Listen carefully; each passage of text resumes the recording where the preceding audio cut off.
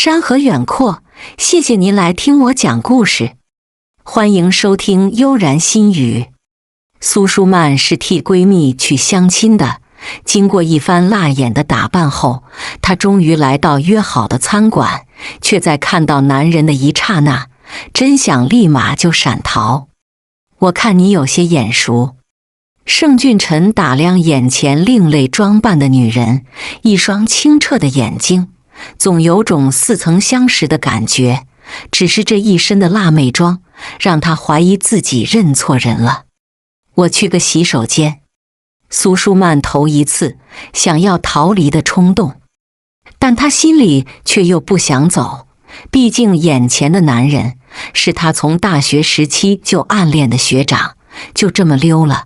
苏舒曼实在不舍得，正在他犹豫的时候，一只修长的手指将他金黄色的假发轻柔地取下来，露出一头的乌黑长直发，前后简直判若两人。你是苏舒曼？啊，是我，好巧，学长。他见藏不住了，只能憨憨的一笑。盛俊臣微抿一口茶，憋住笑地说：多年不见，没想到原来的小学妹竟然做了替人相亲的工作。他没有贬低，只是单纯的缓解尴尬。苏舒曼挤出一丝笑：学长，我是替闺蜜来相亲，她正在医院打点滴，又不想错过这次相亲，所以就让我顶个缺。我和她都没有轻视你的意思，我可以发誓。话刚落，窗外天空响起一阵惊雷，让他心虚到额头都冒汗。不就是撒个善意的谎言，不至于现在就应验吧？下雨天不兴发毒似的。是哈。他一笑，盛俊臣也跟着薄唇微扬，在昏暗的灯光下，他力挺的五官更显得俊逸洒脱了。苏舒曼很没出息的猛咽一下口水，5年未见，他心目中的男神还是一如既往的令他上头啊。学长，我敬你一杯。他再次从洗手间出来，一脸的清爽透亮，虽然顶着一张素颜，却比之前的形象美帝，何止是一星半点儿。如果刚才的他是一个让人欣赏不来的另类，现在的苏舒曼就是让人惊艳的存在。我一会儿要开车，以茶代酒。盛俊臣喝了一大口茶，盯着手表看一眼，才有些许抱歉地说：我还有个项目要谈，可能要先撤了。学长，我能加你个微信吗？好把饭钱转给你。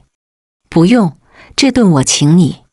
话虽这么说，但两人还是互加好友了。眼瞅着他开车消失在雨中了，苏舒曼才渐渐收回视线。何云朵，我要请你喝酒。把话说清楚，你别吓我。电话那头的闺蜜被他这话突然就给整懵了。你来不来吧？苏舒曼压抑心情地问。来，马上就到。何云朵挂断电话，一头的雾水，但为了搞清楚情况，他开车直奔小酒馆了。不就是替他来相个亲，不至于情绪失控吧？夜深，雨终于停了。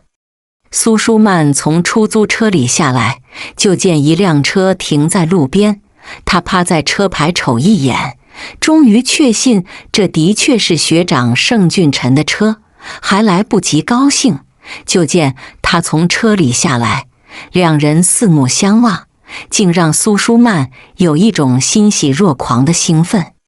好巧，学长。因为微醺，他说话有些大舌头了。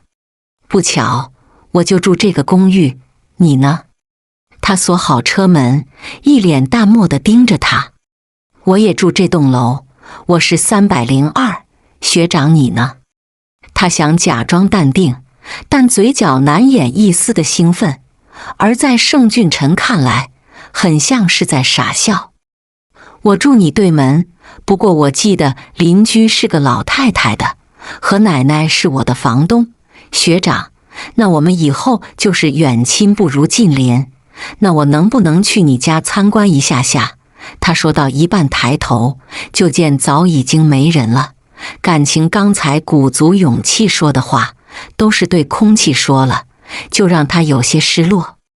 但一想到跟男神住这么近，苏舒曼又有了浑身力气。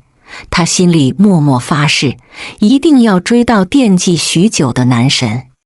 某天傍晚，盛俊臣打开门，就看见苏舒曼一脸伤感的样子。你怎么了？学长，我能进去再说吗？他让开一条道，苏舒曼就直接走进客厅了。刚一坐下来就愁容满面。干净的客厅有股淡淡的香气，很像一种檀香。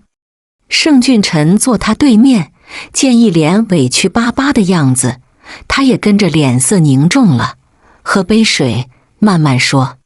学长，我刚刚失业了，你是名牌大学的毕业生，找份新工作没啥难度。苏舒曼眼神瞬间有光了，谢谢学长鼓励。那个，我正在填一份简历，电脑正好坏了，能用一下你的电脑吗？我去给你拿。盛俊臣走回来时，将手提电脑递给他，顺便给他一个靠背。你在这里忙，我去书房看会书。几分钟后，学长，你说婚姻这一栏，我该填未婚还是没有男朋友？他抱着电脑，站在书房门口，笑盈盈地问他。都可。他抬起头，淡淡地回答。学长，那你有女朋友吗？他趁机地问。我有或没有，跟你新工作有关联吗？他迎上他的目光，低声地反问。真的在怀疑他并非找工作，而是在浏览相亲网站了。学长，我就是好奇，像你这么优秀的男人，到底有没有女朋友？他一脸期待地望向他。盛俊臣轻下嗓子，才声音低沉地回答：没有。听这个答案，苏舒曼眼神闪过一丝笑。真好，他这次卖惨刺探军情，终于没有白忙活一场。你看起来很高兴。他发现一丝端倪，自己的这个小学妹似乎有些主动过头了。我高兴是因为学长年轻时没有遇到渣女，以后一定会找到很好的女朋友。他赞许地竖起大拇指。我现在很老吗？他挠一下头反问。苏舒曼忙岔开话题地说，学长，电脑我用完了，改天我找到新工作，一定请你吃饭。说完，他就匆匆溜了，嘴角挂着一抹笑，在关门的瞬间被盛俊臣给逮个正着。他记忆中的学妹是个腼腆可爱的女生，与现在的苏舒曼有着不小的落差。你要辞职？刘千阳一脸的狐疑，有人离职，还笑得一脸幸福的样子，他还是头一回遇到。刘总，我要换个工作环境，所以必须要离职，感谢您这半年的照顾了。是为你男朋友吗？他并没有着急签字，而是担忧地盯着他，因为那晚在小酒馆，他分明看到了他们在一起有说有笑的样子。这几天心里都堵得难受，本想跟他找机会表白的，现在看来是没机会了。刘千阳脸色顿时有些失落。苏舒曼没隐瞒地点点头，嘴角始终挂着淡淡的笑意，就让刘千阳更嫉妒了。苏助理，你马上就要升主管了，现在离职真的很可惜。他两人谈恋爱不一定非的是你做出牺牲吧？这样的男人似乎也不太值得托付终生。刘总，是我自愿的。见状，刘千阳只能在上面签字，但还是忍不住地说：苏助理，你要是哪天想回来，我这里随时都可以。好，谢谢刘总。苏舒曼从老东家出来，就直接去新公司面试，因为职位有空缺，他又十分合适，没费多少周折，就有了一份新工作。我觉得你真是疯了。闺蜜听她说了细节，不禁竖起大拇指了。不得不说，为了一个男人，苏舒曼比他还拼。果然，女人在爱情面前都是傻子。我是听你的话，遇到喜欢的男人就要一追二抢三扑倒。现在他就住我隔壁，我若是再不主动一点，岂不是浪费了近水楼台的优势？和云朵，我是不是不该听你的建议？毕竟你一个母胎单身，教的恋爱绝招，我真有些后怕了。何云朵举起酒杯，嘿嘿一笑，才说：苏舒曼，你有目标就能耐了是吧？我改天随便一勾搭，就一个男人为我下跪求婚，你信不？就在这时，一个男人正朝他们这边走来，一身的白色运动服，简单却显得十分帅气，给人一种云淡风轻的高级感。别改天，就现在吧。迎面走来的男人，你敢搭讪吗？瞧好吧。何云朵涂一个口红，就一脸风情地向他走去了。在两人近在咫尺时，他假装脚底一滑，不偏不倚地跌进了男人的怀抱。本以为会有一段浪漫的开场，谁料男人竟直接将他推开。既然穿不了高跟鞋，以后就穿小布鞋出门，别整投怀送抱这一出。方便给个名片吗？他不服输地继续套热乎。不方便。说完，张义安饶过他的妙曼身姿，直接往靠窗坐的女人走去了。如此的冷漠，让何云朵气到肺要炸了。哼，这男人有点眼瞎。看吧，追男人你也不在行。苏舒曼喝一口啤酒后，才语重心长地朝他眨眨眼。何云朵眉头一蹙，猛灌一大杯啤酒，才发誓一般地说：我一定要追到他，然后再狠狠地甩掉他。女人的胜负欲也很恐怖，所以忠告广大的男性们，千万不要惹怒了女人。傍晚，苏舒曼从家里拿一盒点心，就敲响了隔壁的门。看门的竟是张义安，他一脸狐疑地打量着他，然后不太客气地说：你们真是不服输的姐妹花。他误以为苏舒曼是特意追过来的，眼神里对他有些许的鄙夷，但他身后的盛俊臣这是凑过头来：学妹，找我有事？送你的。苏舒曼一把推开了张义安，直接走进了客厅。他从不会放过能靠近盛俊臣的机会。谢谢，可我不爱吃甜食。盛俊臣想要拒绝，却被他一把塞手里了。这是花生味的蛋糕，你应该会喜欢。学长，这是我闺蜜店里的蛋糕，不是我特意买给你的，只是他怕表现得太明显，便欲言又止了。家里水管破了？不是，他又开口问：你需要我帮你啥忙？说吧。你还没看出来吗？他想追你，想跟你套近乎。盛俊臣，你可以别忘了，你身边还有个小青梅呢。张义安话刚落，就被站在对面门口的何云朵给狠狠瞪一眼，在关门前还不忘朝他做个挖眼的动作，把一向稳重的张义安给彻底激怒了。你再来一个试试，看我不抽你，我就挖你眼咋的？有本事比一局呀！何云朵掐着腰朝他发出邀请。张义安眉头一蹙的笑笑，想骗我跟你出去，门都没有。他最讨厌心机深的女人了。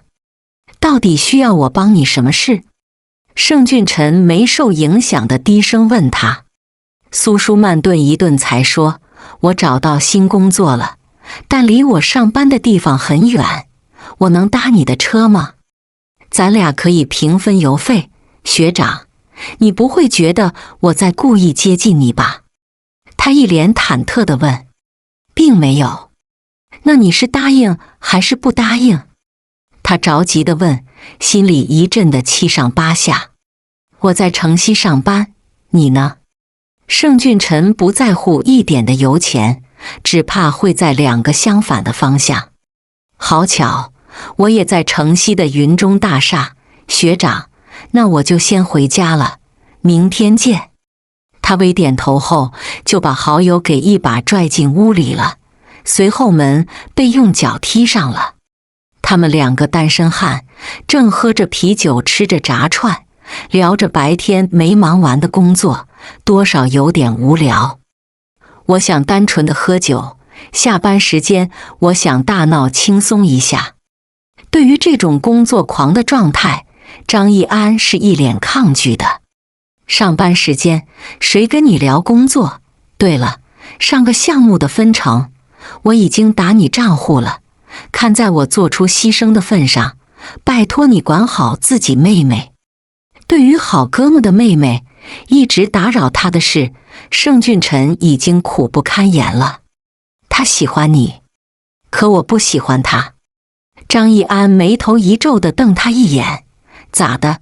嫌我妹妹不漂亮，还是嫌她比你小5岁，还是你喜欢刚才那位？无聊。盛俊臣懒得多说，直接拿红酒杯走向了落地窗，而某人还紧追不舍地凑到身后，被我说中心事，想着逃避呀。在我心里，女人是奢侈品，我更在意事业这种的普通需求。你已经财富自由，可非要租这种的老破小，不会真为了小学妹吧？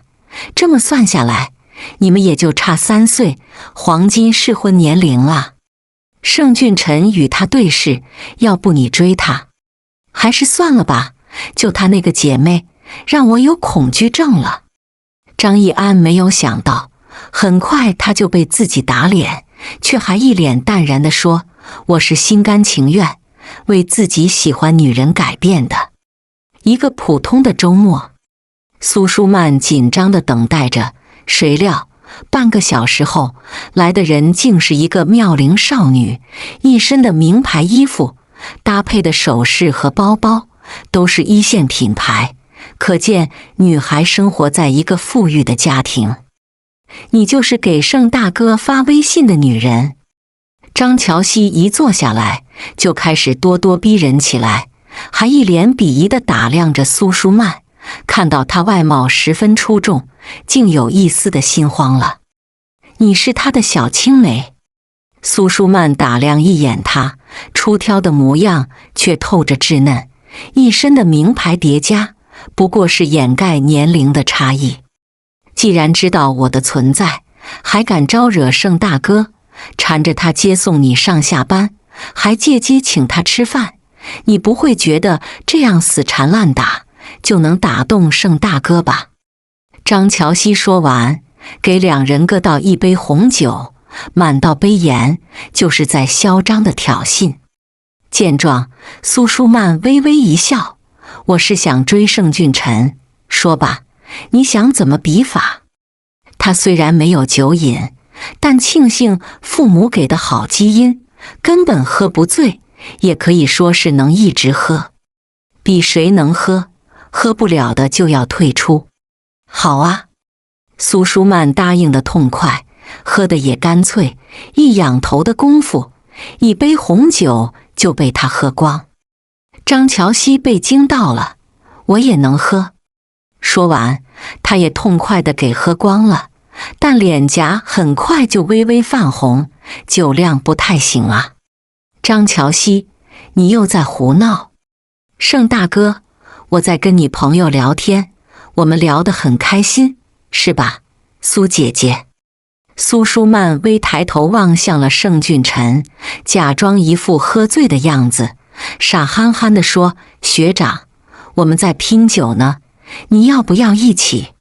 说完，他借着酒劲伸手扯他衣服，因为力度没拿捏稳，盛俊臣被他猛地拉到身旁，还好他及时用手撑住桌子，双唇近在咫尺，却没有碰到，就让苏舒曼心里暗叫可惜。别喝了，我送你们回家。不行。两个女生异口同声地说。见拦不住，他也只能稳稳地坐下来了，给自己也倒一杯红酒。那我们3个喝一杯。盛俊臣本以为喝完这杯酒，他们俩就能认输走人，谁想到竟然越喝越上头，眼看就要失控的时候，张一安终于赶过来了。臭丫头，还不跟我回家？他想要去拉妹妹的手，却被一把推开了。哥，你也坐下来喝，替我把这个女人喝趴下。说完，张乔熙就趴桌上不省人事了。回家给他喝解酒药。张一安点头，那他交给你了。盛俊臣在低头看时，苏舒曼也趴桌上睡着了。他无奈地将人拦腰抱起，几步就走出了餐厅。回到家，盛俊臣将苏舒曼放到沙发里，就想给他去倒杯水，却被小手扯住衣角。他嘴里小声地嘟囔：“学长，我喜欢你，从大一的时候我就暗暗喜欢你了，你喜欢我吗？”他迷迷糊糊的样子，还不忘表白心意，让盛俊臣直接愣在原地了。苏舒曼没有得到答案，冷不丁地拽一下衣角，又喃喃自语地说：“你是不是嫌我工资太低，配不上你？学长，那我如果不能再喜欢你，我会更伤心的。我去给你倒水喝。”他这次成功挣脱他的小手了。再回来时，苏舒曼已经蜷缩在沙发里，沉沉地睡着了。给他盖好毯子，要转身离开，却被他拉住了胳膊：“学长，别走，你出国读研，我就再也见不到你了。”他声音很小，却透着一丝乞求。盛俊臣这一次选择守在他身旁了，看着他挪动身子的样子，竟突然觉得像只慵懒的小猫，攻击性强，又懂得如何撒娇。他的眼神也渐渐变得柔和了。翌日清晨，一缕阳光洒在苏舒曼的脸上，让他慵懒地伸下懒腰，微睁美眸的一刹那，竟看到一旁的沙发上竟有一个男人，还是他梦里的常客，就有点得意忘形了。他凑近细细地端详着完美侧颜，忍不住地看痴了。男人长得好看，又是个学霸，咋就能这么优秀呢？苏舒曼见他睡得正香，大胆地在薄唇印上一吻，就见他猛地睁开眸子，四目对视，他直接吓傻眼了。“你离我这么近，要干嘛？”他一脸狐疑地问。没人发现他刚才被偷吻的时候，手指紧张到扣沙发的样子，在同时耳廓瞬间红了。若不是及时睁眼，他恐怕苏舒曼没有动情，自己就该掌控不住了。“我给你盖毯子，学长，我早饭都做好了，你收拾一下就可以吃了。”见他没起疑，苏舒曼长吁了一口气。昨晚他大胆表白已经够冒险，若是被发现偷吻了他，估计盛俊臣要暴跳如雷了。“让我在你家收拾，你是要欣赏我洗澡？”他指了指没安门的浴室，一脸红晕地反问他：“哈哈，你可以只洗个脸吗？”苏舒曼是贪心想看他出浴的样子，但他有贼心没贼胆，倘若某人不介意，那就最好了。我还是回家吧。盛俊臣利落地起身，不等他挽留，就已经开门走人了。苏舒曼眼睁睁看他消失，脸上尽显失落。昨晚他真该来一个强扑，再吃干抹净就万事大吉了。错过良机，就不知道盛俊臣还能不能再栽他手里一回。总经理的办公室，张义安一脸笑意地打量好友，见他眉头紧皱，忍不住的八卦：喂，昨晚是不是被人家给那个了？一夜不眠不休，今天的气场都有气无力了。他说暗恋我，那很好啊，继续说。张义安眉头一挑，一张俊脸正经地盯着他，期待着更炸裂的下文。从大一就喜欢我了，我竟一点没发现。盛俊臣望着窗外的风景，思绪竟渐渐飘远，就连张义安已经离开了，他也毫不察觉，嘴角一丝笑意挂了许久而不自知。某天晚饭后，苏舒曼正在整理衣服，一阵敲门声响了。他打开门的刹那，就见盛俊臣站在门外，白色衬衣上有斑斑血迹，让人看了刺眼。快进来！苏舒曼正在专注地帮他清理伤口，就听头顶传来一句低沉的声音：我受伤你如此紧张，是不是喜欢我？他指尖的动作瞬间就止住了。学长，帮你包扎好了。苏舒曼很想大方地承认，却在紧要关头竟卡壳了。此时此刻，他都有点瞧不起自己。我还有半月就过生日，到时想请你一起参加。好啊。他眉眼含笑地点点头。你别误会，到时候很多同学都会去，还有张家兄妹也在场。你要是觉得尴尬，可以不参加。盛俊臣刚说完，见他还在沉默，猛然凑近，却刚好让两人碰在一起，双唇蹭一下后就直接弹开了，两人都脸红地杵在那里，气氛有些说不出的燥热。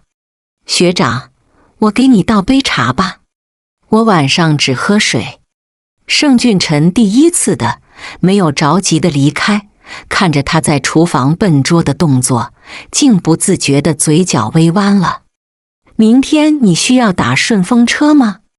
他摆弄着水杯，低声地问。学长，我本来不该再麻烦你的，但我的工资都交房租了，所以一直不知道咋开口，要不我还是给你转一半油钱吧。苏舒曼拿出手机就要给他转钱，就见盛俊臣一脸笑意地等着，微信收到一条转账信息，却被他直接退回了。学长，你这是不想烧我了？他一张小脸瞬间垮了。这钱还是留着给我买生日礼物吧。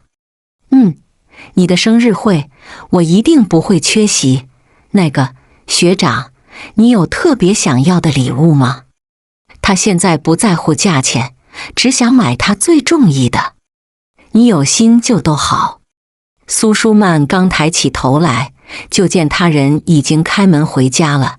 他不禁在心里揣测，你有心就都好，到底是个啥意思？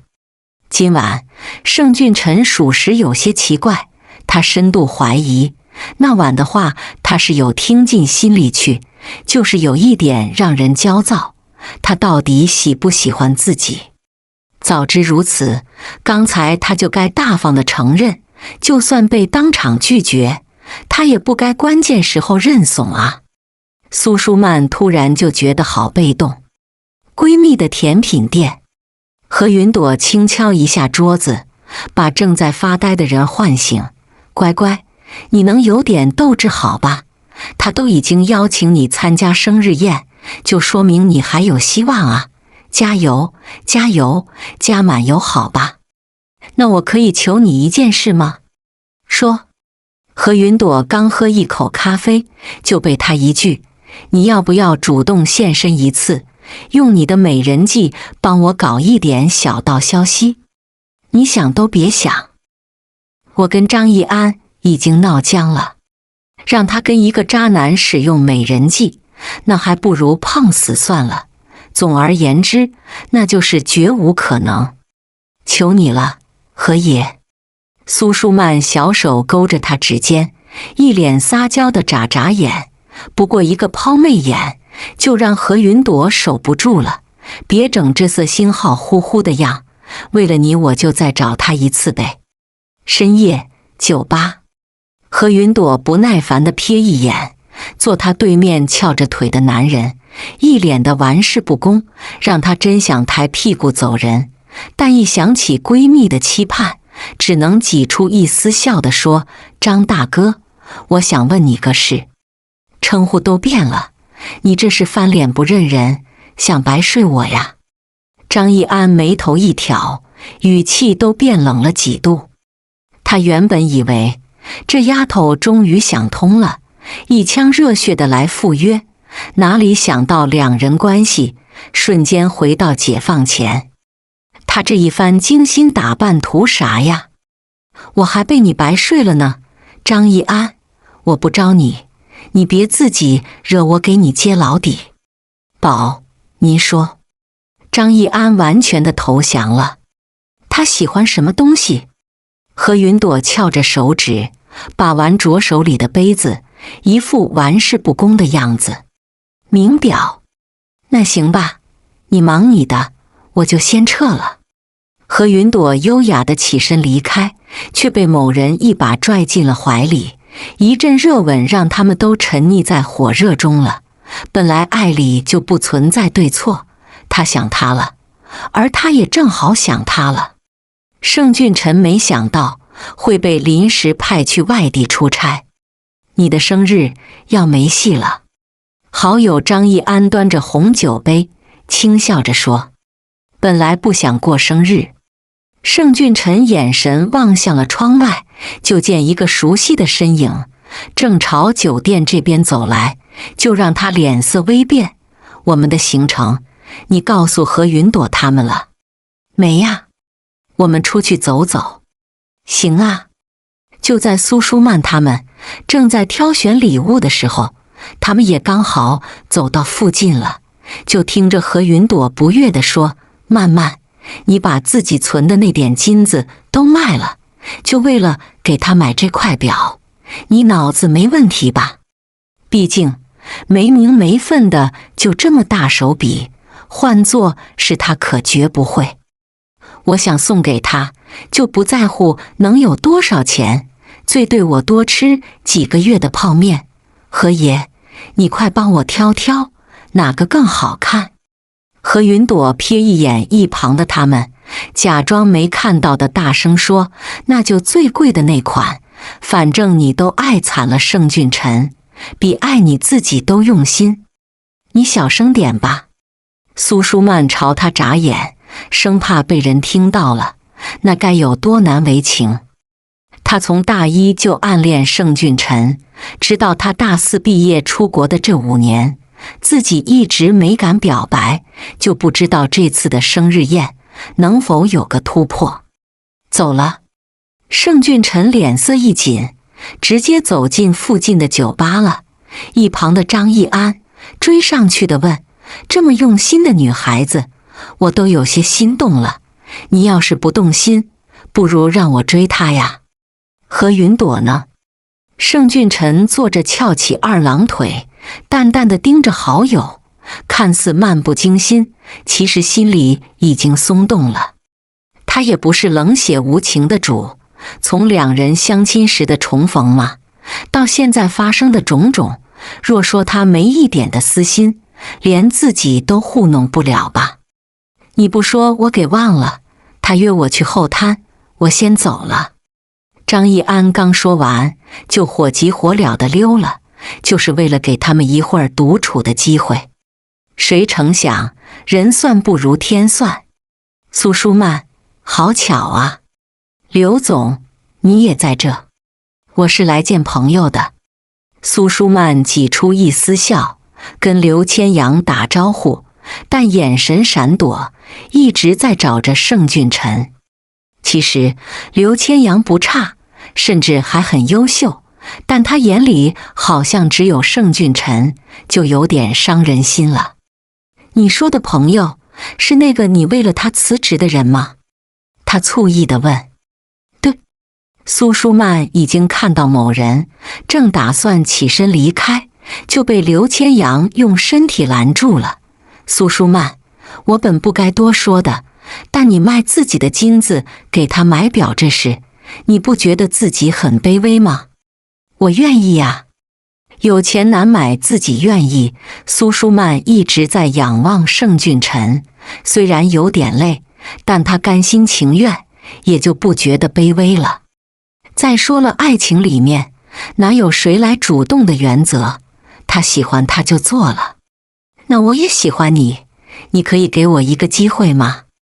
刘千阳一脸深情地望着他，顺势还从口袋掏出一个首饰盒，里面竟是一条钻石项链，在昏暗的灯光下闪闪发光，但让苏舒曼只觉得晃眼。对不起，你刚才跟别的女人打情骂俏，我都看到了。苏舒曼淡笑着婉拒了。那都是生意上的朋友，我心里喜欢只有你，不然也不会一直关注着你。苏舒曼，你能好好的看我一眼吗？刘千阳用力扳正他的身子。就在此时，盛俊晨已经沉着脸离开了。原来女人都不是长情的生物。我看了，你还是你刘总。对不起，我真该走了。苏舒曼不顾刘千阳的挽留，急匆匆地追出去了。直到他来到酒店客房的门口，才终于长吁一口气。刚想着敲门，就见门突然地打开了，两人四目相望，竟有种恍如隔世的感觉。学长，好巧啊，你也住这里吗？你这不是明知故问？盛俊晨眼瞅一个醉汉正朝这边走来，他单手将他拉进屋里，反手将门闭上的瞬间，两人紧贴在一起，气氛变得十分暖昧。被抵在门上的苏舒曼只觉得呼吸急促，连空气都变稀薄了。学长，我就住你隔壁。他想解释自己的突然出现。盛俊晨用指尖撩开他额头的发丝，肤白貌美，身材诱人，他果然有招烂桃花的天赋。来这干嘛了？他悠悠地问。那个，我是来跟何云朵旅游的。学长，你不会以为我是特意追你来的吧？这是什么？他手指的地方正好鼓鼓囊囊的。苏舒曼腼腆的一笑，将给他的礼物递到了眼前。学长，这是送你的生日礼物。我看看。盛俊晨打量一番后，直接努努嘴，示意他给自己戴上。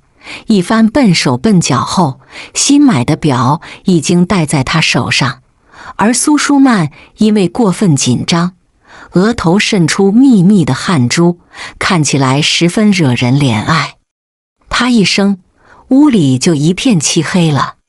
苏舒曼本能地抱住他，声音发颤地说：学长，我最怕黑，就抱你一下好吗？